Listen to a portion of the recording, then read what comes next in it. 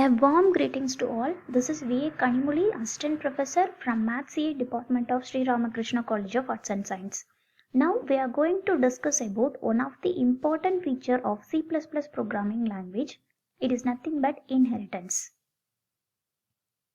C++ is an object-oriented programming language. So many advanced features are extensively used in object-oriented programming languages. For example, object, class, data abstraction, encapsulation, polymorphism. Like that, inheritance is one of the important feature of C++ programming language. What is inheritance?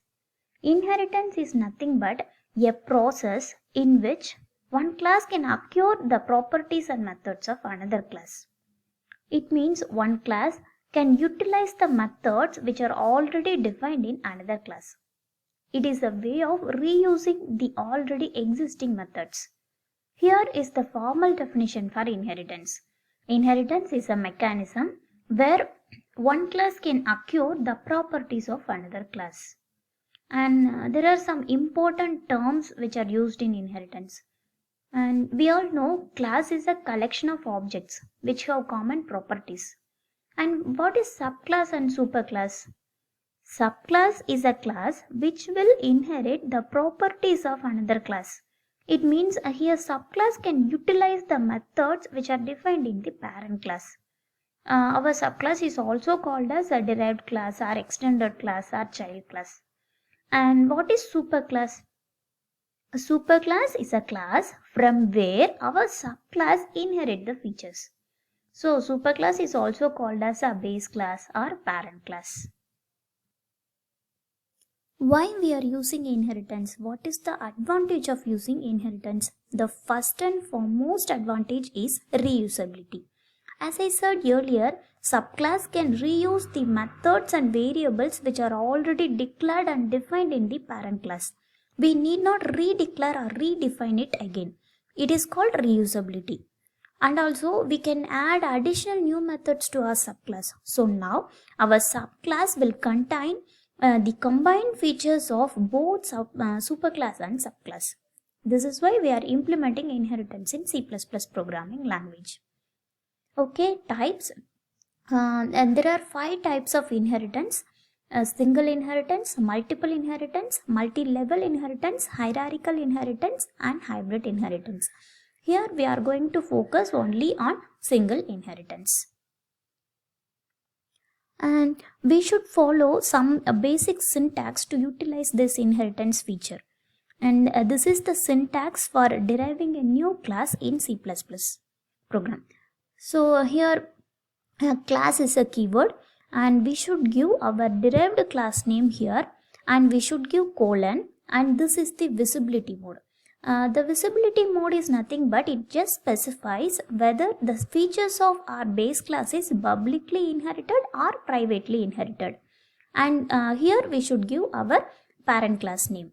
And here we can add additional new statements of our derived class. So this is the syntax for deriving a new class in C++ program. Yeah. This is the simple program for single inheritance. First of all, what is single inheritance? Single inheritance is a derived class with only one base class is known as single inheritance. A derived class with several base classes is known as multiple inheritance. Like 5 types of inheritance are there. Here we are going to focus only on single inheritance. So single inheritance is defined as an inheritance in which a derived class is inherited from only one base class. And this is the simple example program for single inheritance. Here formula is my superclass, and I have highlighted the superclass name with red color and subclass name with blue color. Formula is my superclass. In my superclass, I have given only one. I have defined only one method, which is called area. It will calculate the value of the area of the square, and also it will print the area value. And this square is my subclass. As we saw earlier, this is the formal syntax for deriving a subclass in C++. We should give a keyword class, and we should give our derived class name here. Square is my derived class, and we should give colon, And public, this visibility mode public specifies the method which is present in formula is publicly inherited in my subclass square. And also here we should give our parent name. And also in my subclass I have additionally added another method which is called perimeter, which will calculate the perimeter value of square and it will print the perimeter value here. And next is a main method. In this main method I have created only one object for my base class, for my subclass square.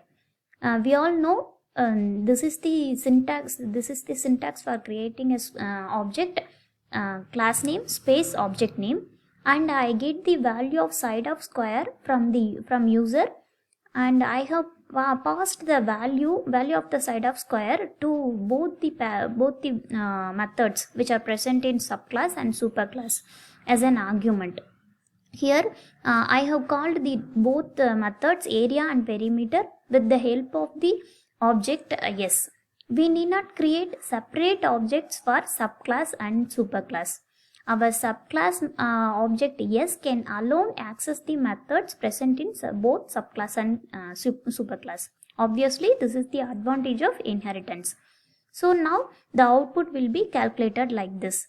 For if I give the value of side of square as 5, then area will be 25 and value of perimeter will be 20. This is the example program for single inheritance.